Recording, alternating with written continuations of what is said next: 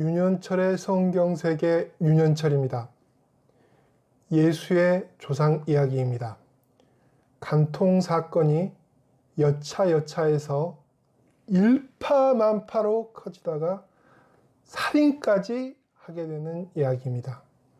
그리고 다윗 왕의 아들 지혜의 왕 솔로몬이 태어나는 과정의 이야기입니다. 사무엘하 11장 12장. 사건의 발단은 이렇습니다. 다윗 왕이 낮잠을 자고 일어나 저녁 때쯤에 왕궁 옥상에서 거닐고 있는데 어떤 여성이 목욕을 하고 있었습니다.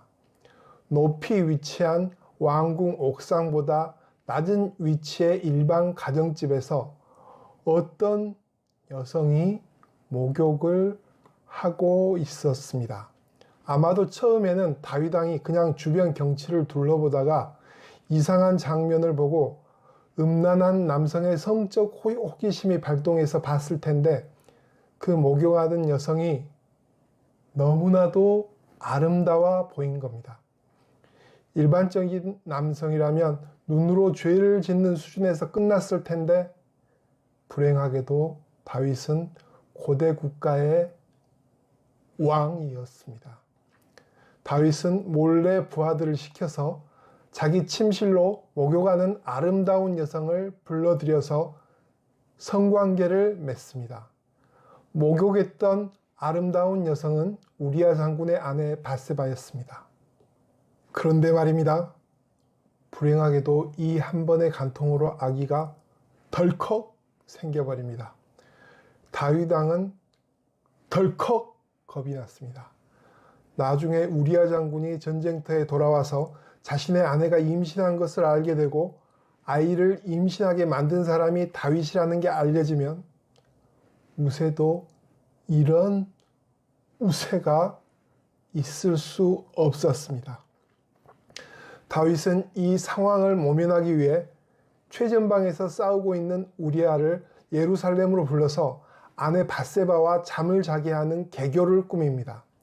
우리아 장군을 불러서 전쟁 상황을 자세히 묻는 척 하면서 전쟁에서 고생하고 온 사람을 위하는 척 하면서 왕이 먹는 좋은 음식을 딸려 보내면서 우리아 장군의 집에 가서 아내와 맛있게 음식을 먹게 하고 아내와 잠을 자게 하려 합니다.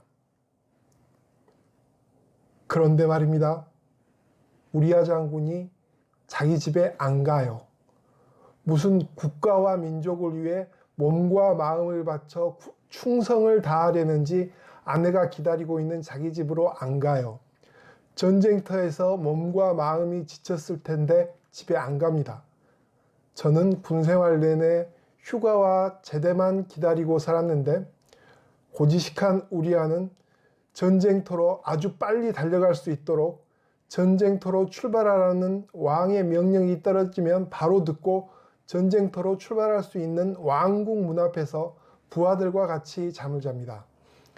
우리아 마음속에는 추운 데서 떨고 있는 전우와 전쟁터만 존재했던 겁니다. 다윗 왕은 미치는 겁니다. 다윗 왕이 우리아에게 물어봤습니다. 왜 집에 안 갔어? 우리아는 대답했습니다. 하나님의 언약궤도 나라의 모든 동료 군인들도 대장 요압도 밖에 추운 데서 자는데 제가 저 혼자서 어떻게 따뜻한 곳에서 좋은 음식 먹고 아내와 잠을 자겠습니까? 왕 앞에 맹세코 그럴 수는 없습니다. 다윗은 기가 막혔을 겁니다. 그 다음날 우리아 장군이 집에 들어가기 위해 또 술을 냅니다. 우리아 장군의 하나님에 대한 딱딱한 신앙과 딱딱한 전우회를 와해시키기 위해 술을 먹이는 겁니다.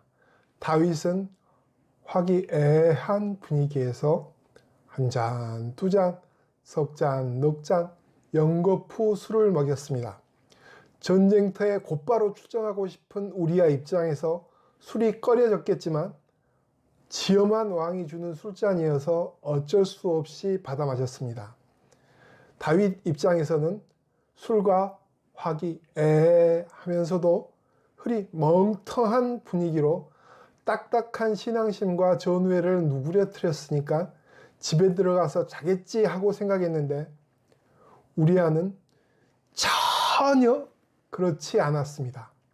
술기운에도 그는 딱딱한 신앙심과 딱딱한 전우회를 부여잡고 집에 들어가지 않고 왕궁 문 앞에서 부하들과 잠을 잤습니다. 술이 취했음에도 왕궁 문 앞에서 추운 데서 자는 우리아를 보면서 다윗은 엄청난 번민을 느꼈을 것입니다. 아무 수도 안 먹히네.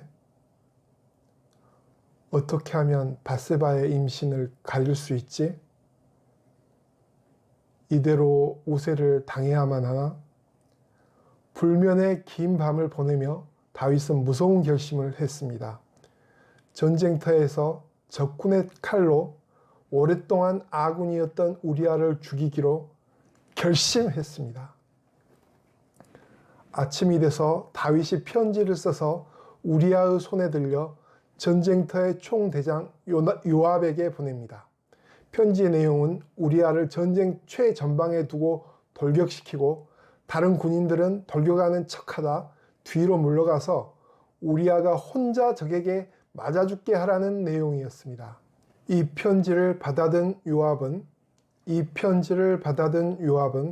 다윗 왕의 의도를 알아채고 우리아를 적진해서 가장 용감하고 싸움 잘하는 적군들이 있는 곳, 전쟁터에서 죽을 확률이 높은 곳에 배치하여 실제로 우리아는 적의 칼에 죽게 됩니다.